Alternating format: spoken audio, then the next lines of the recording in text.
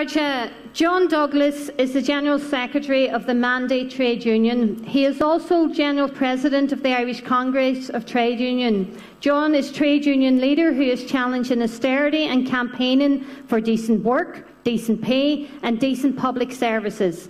His union represents low-paid workers. They are currently supporting the Dunn's Stores workers. I give you President of ICTU, John Douglas.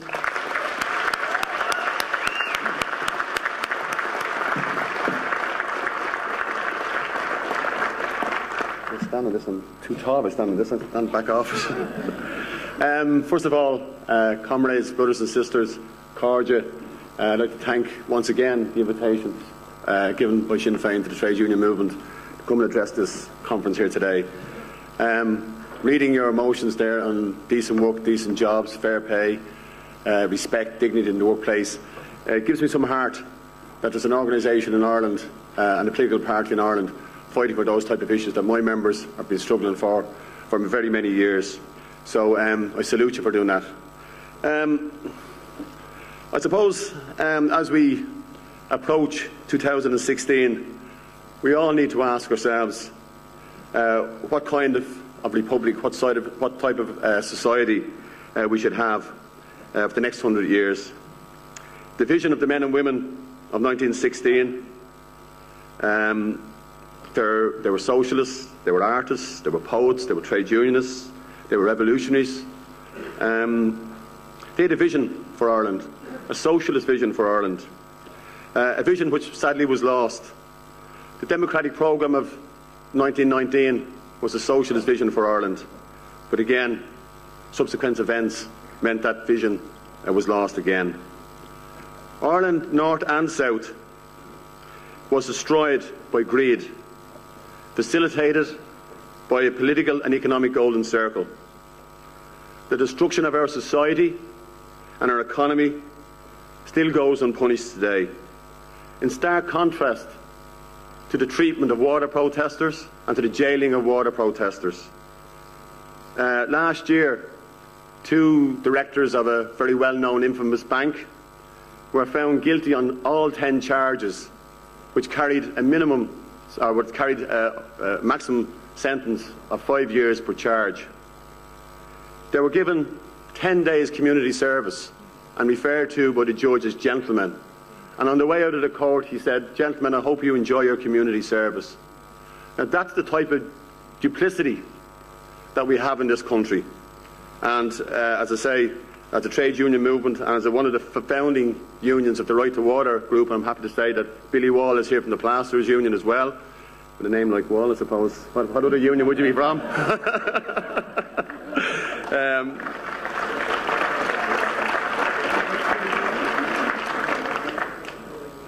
But that's the type of mobilisation that the Right to Water movement is about. It's not only about water, it's about a vision. It's about a vision for the next 100 years. It's about right to houses. It's about right to health, right to education, right to welfare. And all those issues are important in every county in this island.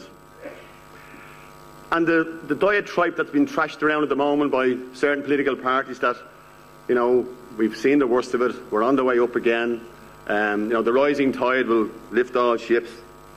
There's still 100,000 people sitting, waiting, languishing for social housing in the Republic. There's over 40,000 families in arrears of 2 years or more for their mortgages and in danger of having their house repossessed.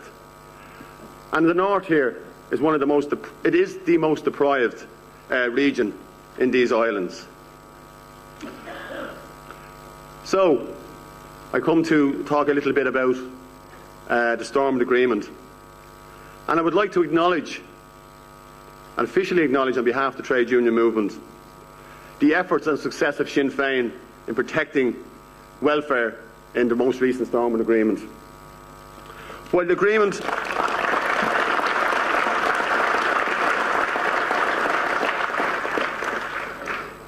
agreement is far from perfect, it's a reflection of the present political reality in the north. It was negotiated between a rock and a hard place, between protecting the peace process and the democratic structures in the north, and the spectre of direct rule and an election in May. As many of you will be aware, the trade union movement have been very critical of some aspects of the agreement. In particular, the significant job losses across the public sector of upwards of 20,000, albeit we would hope that most of them would be on a voluntary basis, but we will be defending those jobs tooth and nail to stop those job losses. That will have a massive impact on the North's economy, and 20,000 and the follow-on jobs downstream from that, you could probably add another 5,000-6,000 on top of that in shops, restaurants, pubs, etc., because of the lack of an income coming into those families. Our trade union movement in the North is mobilising for a day of action on the 13th of March. We do so to protect jobs, to maintain services, to fight back against Tory austerity policies. We in the trade union movement know that Sinn Féin is an anti-austerity party, and we understand the political settlement in the North forces Sinn Féin to share power with political parties which are not anti-austerity, and that's the reality of the situation. We understand that. And the financial dependence of the North on Westminster means that Sinn Féin and the people of the North are not masters of their own destiny. So for all its faults, we understand the limitations of the Stormont Agreement and the context in which it was negotiated. But as a workers' movement, we absolutely defend our right to resist attacks on jobs and our communities and our members. We in the trade union movement want to work with progressive parties north and south, and Sinn Féin has a pivotal role to play in the future of this island.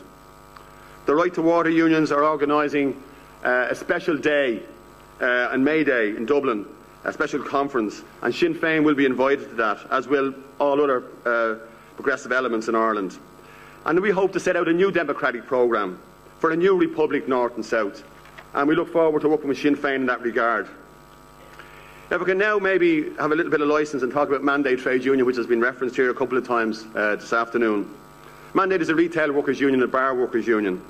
We have 40,000 members, the vast majority of them female, the vast majority of them low paid and precarious employments in very, very profitable multinational retail organisations. In the Republic, 1 in 5 workers is on low pay. Ireland is second only to the United States for the percentage of jobs which are considered low paid. There has been a hollowing out of decent jobs right across the island of Ireland. We have 0-hour contracts, we have low-hour contracts. The minimum wage in the Republic hasn't increased for 7 years, and now the present government has formed a low pay commission to find out why we have low pay. Let me give you a real example of Dunnes Stores. 80% of our members in Dunnes Stores are on part-time contracts. They're only guaranteed 15 hours a week. Now, they could work 30 hours a week this week, 40 hours next week, 25 hours the following week, but they don't know how much wages they have from one week to the next. Now, I don't know about anyone here, but I certainly couldn't pay the bills not knowing how much money is going to come in on a Friday, how much money is in the wage packet, pay your rent, etc., etc. And it's also a control mechanism. If you get a little bit bolshy, if you join the union, if you organise, if you fight back, well, you won't be getting 30 hours the following week, or the next week, or the next week. And the hours that you do get, they'll be spread over 7 days at all the most unsociable hours possible. So, you might as well walk out the door. Now, my members are standing up and fighting back. This is the 3rd time in living memory, in recent memory, that my members in Dunnes Stores have fought back. We fought back on a principle basis over the apartheid issue, and we fought back in 1996 when we had a 3-week strike over exactly the same issues. In 1996, I was looking at the file there recently, it was over 0-hour contracts, the right to represent workers in Dunnes Stores. So nothing has changed. We'll be bringing out hopefully 8,000-9,000 workers sometime in the future, in the very near future. And we will, as we always know we can, depend on Sinn Féin to support us in every town and village across this island.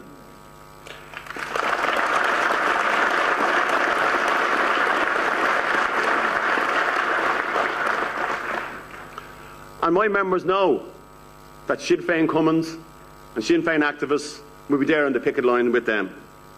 They know progressive parties understand their struggle. They know that the working class is fighting back against austerity. That a rising tide does not lift all boats. There are policy choices which are made and policy decisions which have to be made. So listen, I am very, very happy to be here this afternoon. I would like to thank all in Sinn Féin for their assistance to the trade union movement, both north and south. I look forward to working closely with you in the future, in government, both north and south.